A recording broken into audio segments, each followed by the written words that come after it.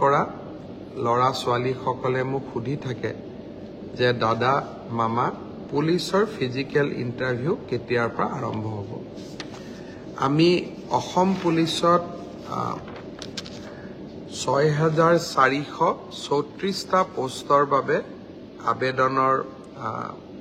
প্ৰক্ৰিয়া আৰম্ভ কৰিছিলো আৰু আজি আমি সিদ্ধান্ত ললো যে অহা 3 অক্টোবৰৰ পৰা পুলিচৰ ফিজিক্যাল টেষ্ট সমূহ আৰম্ভ হ'ব গতিকে মই সকলোকে অনুৰোধ কৰিম যে বানপানীৰ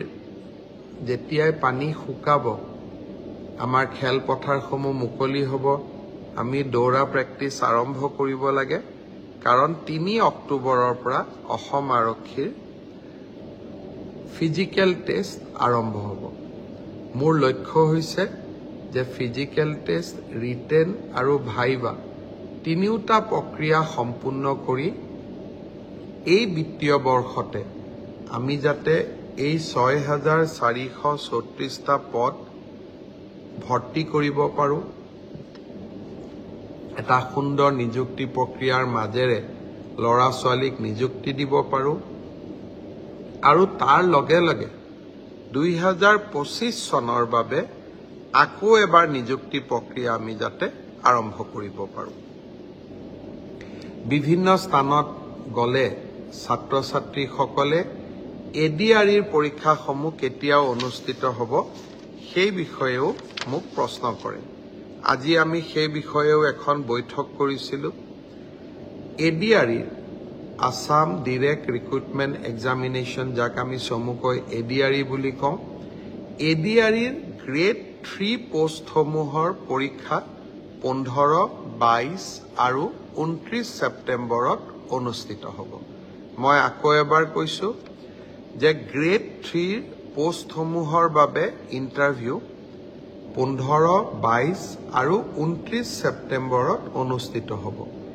এই পৰীক্ষা এবাৰ লোকসেৱা আয়োগে পতা পৰীক্ষা আৰ্হিত হ'ব প্ৰথমতে প্ৰিলিমিনাৰী পৰীক্ষা হ'ব তাৰ পিছত মেইনছ হ'ব আৰু মেইনছৰ পিছত আমি ভাইভা প্ৰক্ৰিয়াৰ মাজেৰে আমি সমগ্ৰ ইন্টাৰভিউ প্ৰক্ৰিয়াটো সমাপ্ত কৰিম প্ৰিলিমছ এক্সাম তৃতীয় শ্ৰেণীৰ পদসমূহৰ বাবে 15, 22 আৰু 29 ছেপ্টেম্বৰত অনুষ্ঠিত হ'ব আজি আমি জুলাই মাহত আছো মই আশা কৰিম যে আমাৰ শিক্ষাৰ্থীসকলে চাকৰি প্ৰাৰ্থীসকলে যাতে পঢ়া শুনা আৰম্ভ কৰে ঠিক সেই ধৰণে চতুৰ্থ শ্ৰেণীৰ বাবেও আমি একেটাই ব্যৱস্থা হাতত ল'ম প্ৰথমতে প্ৰিলিমছ তাৰ পিছত মেইনছ আৰু তাৰ পিছত ভাইভা ভচি গ্ৰেড 4 বা চতুৰ্থ শ্ৰেণীৰ পদৰো প্ৰিলিমছ 20 আৰু 27 অক্টোবৰত অনুষ্ঠিত হ'ব আমাৰ গ্ৰেড 3 প্ৰায় 7500 পোষ্ট আছে আৰু গ্ৰেড 4ত প্ৰায় 4500 বা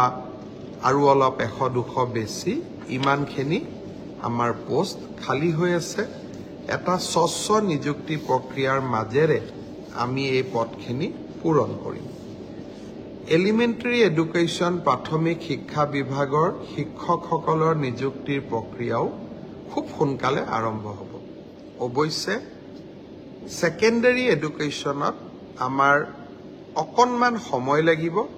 কাৰণ প্ৰথমবাৰৰ বাবে অসমত আমি গ্ৰেজুৱেট টিচাৰ মেথছ বুলি এটা নতুন পদ সৃষ্টি কৰিব খুজিছো আমাৰ স্কুলবিলাকত হাইস্কুলবিলাকত ইমান দিনে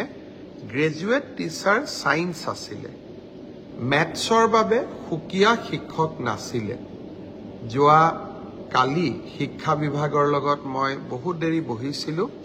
আৰু আমি এটা সিদ্ধান্ত লৈছো যে আমাৰ হাইস্কুল বিলাকত গ্ৰেজুৱেট টিচাৰ মেথছ বুলি এটা সুকিয়া পদ হ'ব লাগে যাতে